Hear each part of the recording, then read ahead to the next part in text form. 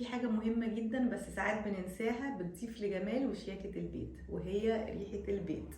لما البيت يبقى ريحته جميلة هيضيف لشياكته وجماله، وهيبقى دايما جاهز لاستقبال الضيوف. مش بس كده، لما ريحته تبقى جميلة انت هتبقي مرتاحة اكتر فيه.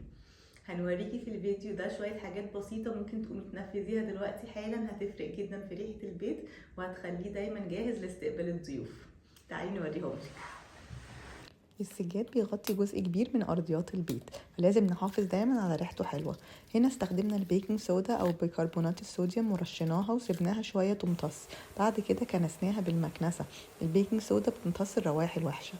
الحمامات طبعا من الاماكن اللي بنبقى مهتمين دايما ان ريحتها تبقى حلوة. هنوريكي شوية حاجات بسيطة لكن هتفرق جدا في ريحة الحمام، هتخليه دايما ريحته حلوة.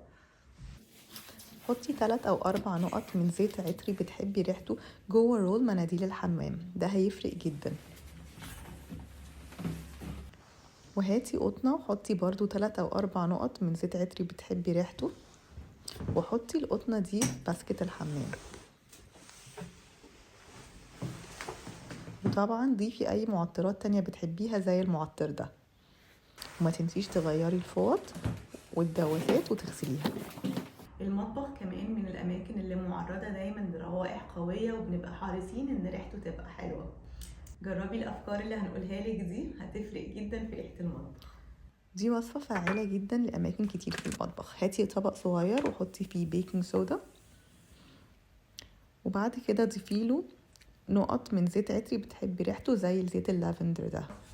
حطي الطبق ده في الأماكن المعرضة للروائح زي مثلا في التلاجة أو بعض الدواليب. وما تنسيش طبعا تغيري الباسكت يوميا وباستمرار.